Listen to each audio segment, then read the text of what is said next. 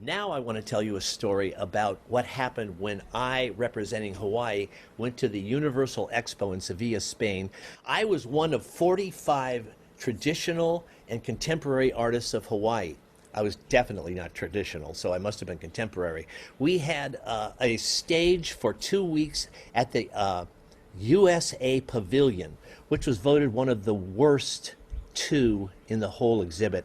The whole world showed up. Everybody built these magnificent physical buildings, really interesting architecture, put their classic art.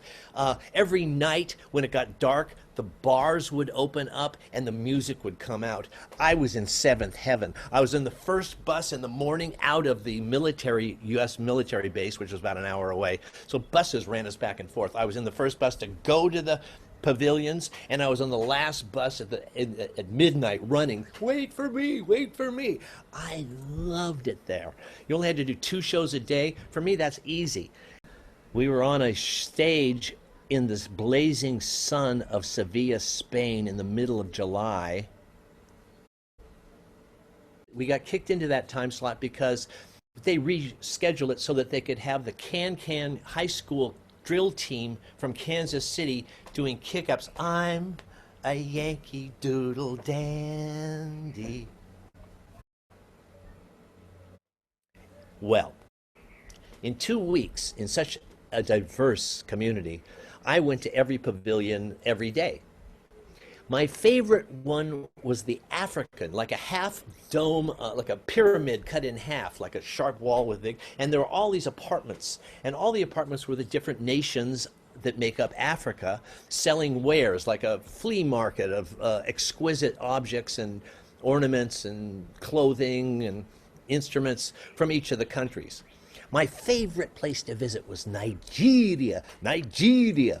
There were 2 ladies. I loved them. One was so beautiful, excellent. I mean, I was so overwhelmed with her beauty, that black ebony skin, bright gleaming eyes, teeth, bing.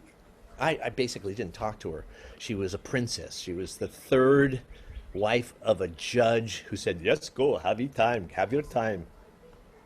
The real workhorse at the Nigeria, that's the way she said it, Nigeria, was this massive black woman. She had no neck. It folded over whatever gorgeous, flaming, bright patterned clothing. You think Hawaii has patterns. Africa. And she was huge when she laughed. like an earthquake. And she was a blast. I loved her. We had a lot of fun. If I said a bad joke, all the prices went up. If I told a good joke or did something for her, the prices went down. Every day I looked at everything in the shop. Every day she said, oh, you should buy that. This is our last day. We leave tomorrow. Good prices. Every day was at sale. Every day I should buy everything. Now, I really like their rugs, this kind of like a lauhala weaving, but more intricate weave. It had black and red and green patterns in it. I thought it was really beautiful. I'd take it home. I kept going over like, ooh, I'd rub it and say, how much is this? She, oh, la, la. Ooh, hello, today's the last day. We leave tomorrow. I'll sell it to you now. Every day. Finally, it was the last day for me. And I really had to buy the rug today or not at all. I went in, we talked for a while, and then I went over to the rug. How much? It is your last day. I would like this rug to go home to you for your wife. I will sell it to you for you, $25. But you are a storyteller. If you can tell me a story that makes my heart sing, I will sell it to you for $20. Bah! If you tell me a story that makes my heart sing and my eye cry, then I will sell you the rug for $15. I said, please sit down. I said, This is my story. This is a true story. This is a love story. Believe it or not, once upon a time I was a handsome young man. And women were attracted to me like fish to bait. All around me circled schools of fish, swimming in circles, nibbling and biting. I like fish. But I said to God one day, I would like to meet a woman that I can embrace for my entire life, someone to fall in love with. I want to fall in love. I want you to send me her. At that time, I was spending a lot of time looking at tarot cards, and there was one of the Empress, a blonde, furtive, fecund, wheat shafts, a heart of steel. She's Venus. And in the house where I was living, in San Francisco at that time,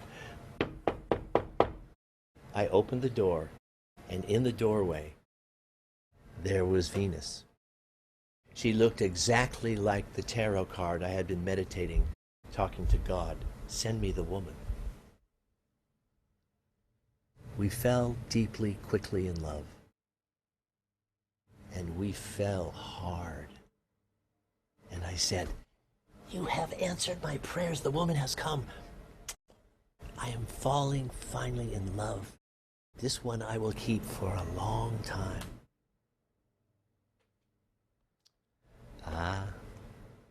But as in all stories, things get complicated. And one day she walked through that door and was gone. And I said to God, why did you do it? Why did you send me a woman to love and then take her away? How did that happen? Why? Why? My heart is broken.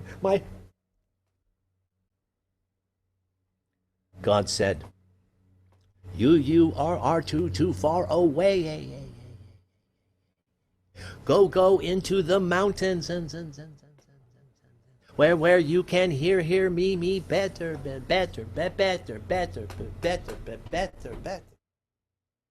So I went walking in the mountains. For weeks I walked in Yosemite Valley, asking to God, why is she gone? God was silent. Late one afternoon, the sun was going down. I was coming over a ridge. I was looking for a place where I might start a fire to heat some food, for my belly was growling, and I had no food. My belly was growling. I'd had no food. I was looking for a place where I might start some fire, heat up some food, and eat it, because my belly was growling. I had eaten no food. I looked over the ridge, and there were some trees growing. I ran down the path to get to the trees. I started a little fire to heat some food, for my belly was growling. I had had no food all day. And as my belly was growling and I was starting to light the fire, the wind would come and put out the fire. And then I would start to light the fire, but the wind would come and fly away. And over I tried to light the fire to make some food because my belly was growling and I hadn't eaten all day. But then when the wind would go away and I would start to light the fire to have the food,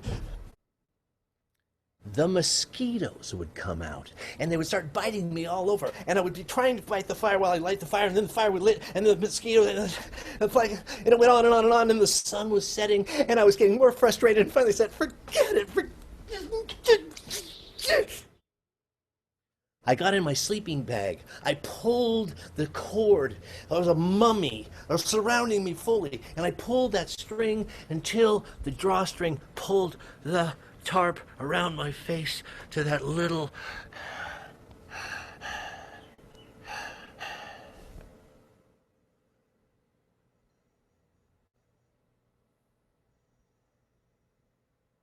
and it's then that I had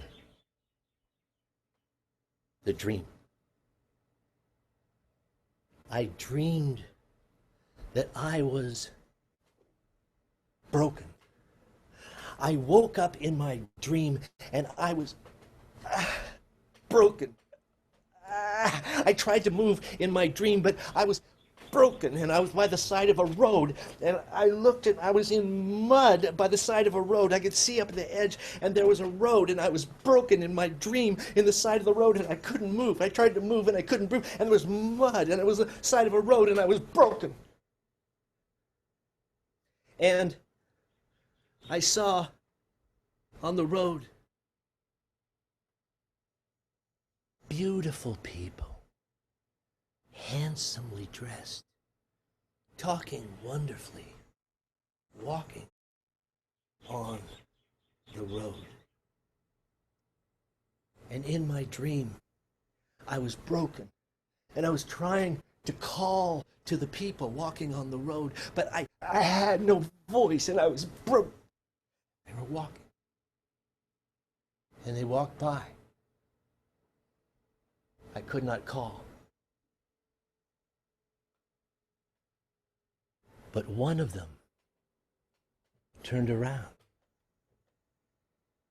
and he looked and he saw me. And the beautiful one who saw me put out his hand, and out of his hand came lightning.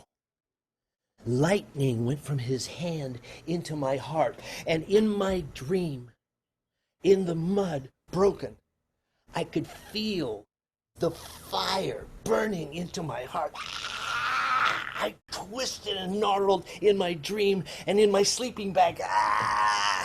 And he withdrew the lightning. Over and over. Chung, ching.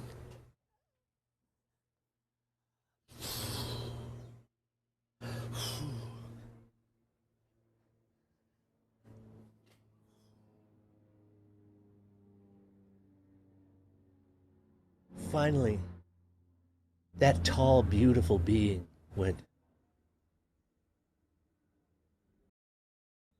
and walked on to join the others. My dream was over. I woke up in the granite passes of Yosemite, in a little stand of trees. I took away the string. I let the sleeping bag down. I looked up, and over my head were 1,000,000,000 stars, like eyes. And all the eyes were looking at me. And I began to cry,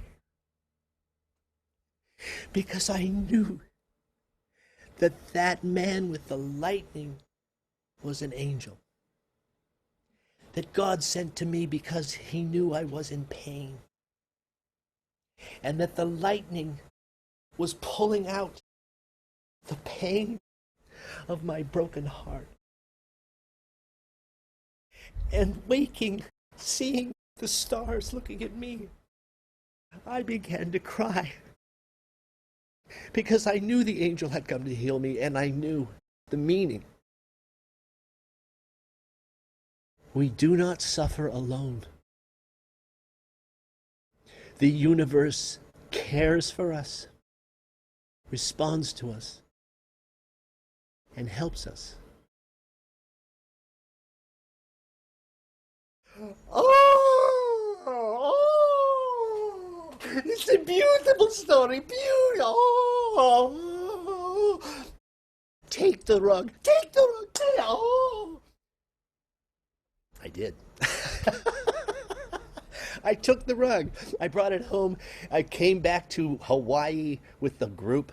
I went into my house in Wailua on the North Shore. I rolled out the rug. My wife said, "What's this?" I said, "Yeah, let me tell you the story."